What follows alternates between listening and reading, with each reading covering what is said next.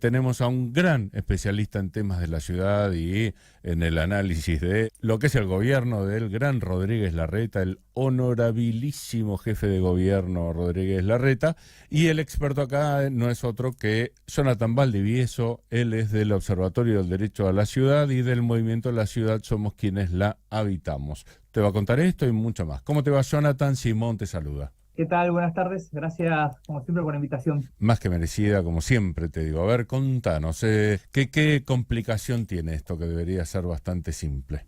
Bueno, hubo bastantes anuncios estos últimos días, principalmente relacionados con el sistema de votación en la ciudad de Buenos Aires, ¿no? Que tomó la agenda pública, principalmente. ¿Qué es lo que viene sucediendo? Lamentablemente, de forma previa a cada elección de jefe de gobierno, se vienen cambiando las reglas de juego democráticos, se modifican las reglas electorales. En las últimas tres elecciones se votaron de una forma distinta. ¿Qué se pasó en el 2015? En el 2015 se votó tanto a nivel nacional como a nivel de la ciudad de forma desdoblada, se llama, es decir, la votación de la ciudad para jefe de gobierno y la votación a presidente a nivel nacional se votaron en fechas distintas, pero con voto o boleta electrónica, ¿no? Fue la primera vez que se implementó la boleta electrónica en la ciudad de Buenos Aires. 4 años después, ya habiendo cambiado la lógica política interna de la ciudad, se decidió o se pensó que favorecía más al grupo oficialista, es decir, tanto a nivel nacional como en la ciudad de Buenos Aires, hacer elecciones unificadas. Eso que implica que las elecciones a jefe de gobierno y a presidente se realizaban en las mismas fechas, y allí se abandonó la boleta electrónica, se usó tradicionalmente el sistema de boleta única en papel. Ahora, Rodríguez Larreta anunció que las elecciones para el 2023 van a ser en la misma fecha, ¿no? Jefe de gobierno de nación, pero ya no elecciones simultáneas, es decir, aplicando el mismo sistema de votación, las boletas únicas y en papel, sino que va a ser concurrente, ¿no? Ingresa un nuevo vocabulario en el tema electoral que son elecciones concurrentes, es decir, elecciones en el mismo día, pero con sistema de votación distinto. A nivel nacional vamos a votar con boleta en papel y a nivel de la ciudad vamos a votar con boleta electrónica. ¿Cómo es posible? Y este es el gran cuestionamiento que tenemos que hacer, es que en tan solo 12 años se ha modificado 3 veces el sistema de votación de la ciudad de Buenos Aires. Y aquí es importante hacer un poco de historia porque esto no fue siempre así, que el sistema de votación dependiera de la arbitrariedad de una persona o de un partido, no solamente, sino que había reglas de juego mucho más claras. Cuando la ciudad de Buenos Aires adquirió la autonomía, estableció un sistema para fortalecer esa autonomía de la ciudad de Buenos Aires, un sistema de desdoblamiento de las elecciones, para que se puedan discutir las cuestiones locales y no que las elecciones locales queden supeditadas a los temas nacionales, que sucede cuando se vota en la misma fecha. Y por eso en el 2002 se aprobó la ley 875 que establecía elecciones desdobladas.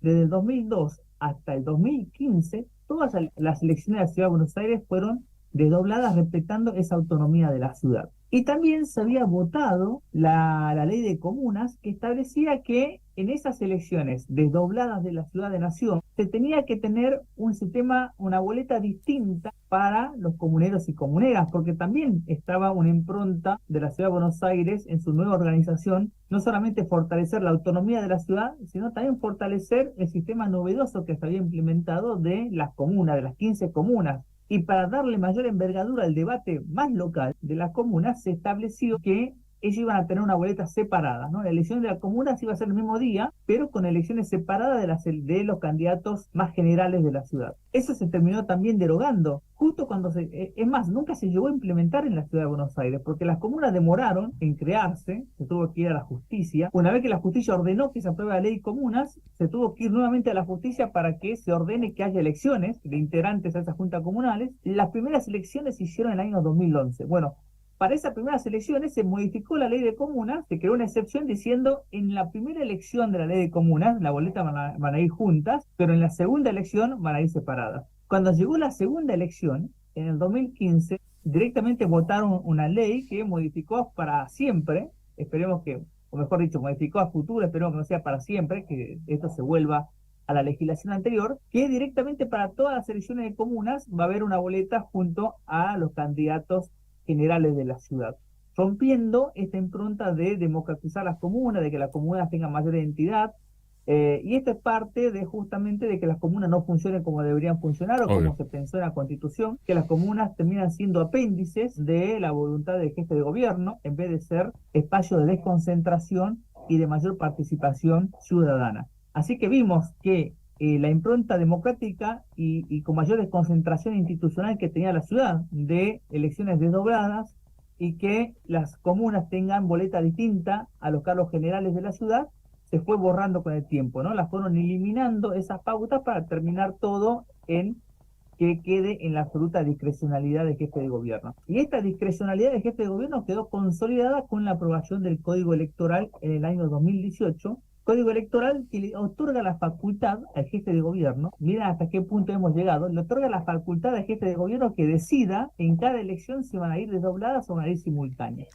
Entonces, el jefe de gobierno obviamente va a elegir el sistema que más le convenga en ese momento, cuando debería ser una decisión permanente en la ciudad. Obvio.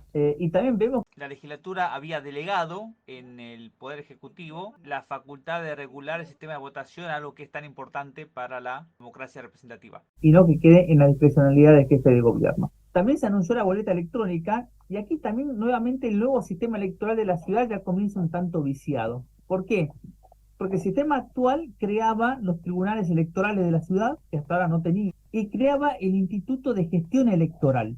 Para crear, quizás como sucede en otros países y también sucede como ejemplo en México, donde se crea un espacio, una institución con cierta autarquía e independencia de los poderes políticos para que regule las elecciones, ¿no? Como se crea una institución permanente por fuera de los vaivenes políticos para que regule las elecciones y su funcionamiento. Pero la primera decisión que debería haber tomado este instituto la tomó el jefe de gobierno, que anunció que el voto iba a ser electrónico.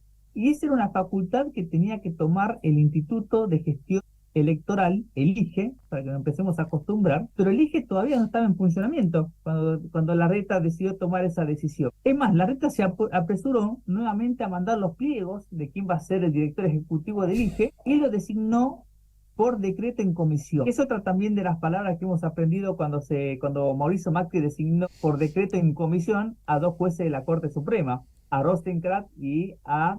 se fue el nombre No te preocupes, pero sí. Pero designaron por decreto en comisión, ¿no? En vez de que pase por el Congreso y sean votados, bueno, aquí en vez de que esperar que el director ejecutivo sea votado por la legislatura, como necesitaban avalar de forma rápida la decisión que se había tomado el jefe de gobierno, designó en decreto y en comisión al futuro director ejecutivo del IGE. Así que el IGE, que tenía que ser una autoridad independiente del gobierno de turno y de los partidos políticos, la primera decisión que tomó fue una decisión que ya la había tomado previamente el jefe de gobierno, lo cual ya vemos que comienza totalmente desvirtuado la naturaleza del IGE. Nos preguntamos para qué existe un IGE si directamente... No puedo creer lo que me estás contando, ¿eh? No puedo creer porque Larreta es muy republicano. Es la primera vez que sucede en la ciudad, ¿no? Olvídate, me dejas atónito.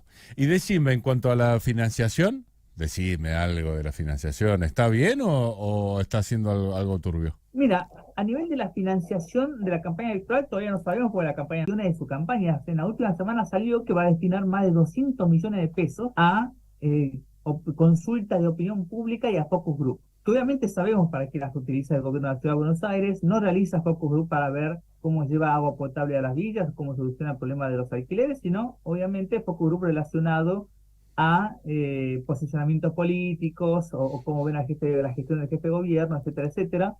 Han contratado 100.000 llamadas en distintas encuestas que se van a realizar 100.000 llamadas, y por eso el gobierno volvió a destinar 200 millones de pesos. En la última campaña, el gobierno terminó destinando para encuestas 800 millones de pesos, así que seguramente este número se va a inflar. Y no olvidemos que por día, el gobierno, por fuera de estas consultorías de encuesta, opinión pública que el gobierno contrata, gasta 31 millones de pesos en pauta oficial. Y para que vos escuches, para que vos entiendas, a todas las víctimas de trata, a todo concepto, voy a dar un ejemplo. Por año le destinaban 7 millones y subejecutó el presupuesto, para que vos tengas una idea de los valores que nos está trayendo. El día de ayer, en una demanda, nosotros preguntamos al gobierno que nos acompañe en su plan de Buenos Aires verde, ¿no? Porque siempre en los anuncios de campaña están la gran cantidad de hectáreas de espacio verde que incorporó este gobierno, constantemente se anuncian planes verdes en la ciudad. Bueno, le pedimos justo que nos acompañe copia del Plan Buenos Aires Verde. Y en el ámbito judicial, es decir, un ámbito muy oficial, el gobierno respondió que el Plan Buenos Aires Verde era un mecanismo de comunicación institucional. Es decir, que el Plan Buenos Aires Verde nunca existió en la ciudad de Buenos Aires y que solamente era un marketing comunicacional, ¿no? A esos extremos llega, y cuando cada vez que lanzan el Plan Buenos Aires Verde sale obviamente tapa de los diarios de comunicación masiva a nivel nacional, cuando ahora están admitiendo que es puro chamullo, ¿no? Que ha sido puro marketing verde, el Plan Buenos Aires Verde, que nunca existió. Impresionante, impresionante. Bueno, deprimente como todo lo que nos contás, pero nos gusta, muy veraz. ¿Y querés cerrar con algo que no haya salido de la charla, querido Jonathan? Bueno, algo que estamos justo analizando hoy, porque nos enteramos hoy, lamentablemente, siguen los negocios, por más que estamos en campaña electoral y en crisis, siguen los negocios con la tierra pública. Se anunció o salió la licitación para concesionar el predio de Punta Carrasco, ¿no? Otro predio de la Costanera, varias hectáreas, aproximadamente 4 hectáreas, si no me equivoco, se van a concesionar de la Costanera para seguir manteniendo las concesiones de los 90. Mientras nos dicen que la Costanera va a ser un gran parque público, y habían lanzado a principios de año el Via Costa, ¿no? Donde mostraban todos los grandes parques que va a haber en la Costanera. Lo que nunca difunden o comunican institucionalmente son cuando privatizan la tierra pública, ¿no? En este caso, el día de hoy, salió nuevamente la privatización de Punta Carrasco, que está ahí ubicado cerca del Aeroparque y al lado del puerto. Perfecto, bueno, sabemos que estás a un minutito de arrancar con otro compromiso, así que te dejamos partir, tendremos muchas charlas más en el futuro y te mandamos un abrazo grande. Gracias. Muchas gracias como siempre por el espacio, que tengan muy buena semana. Igualmente.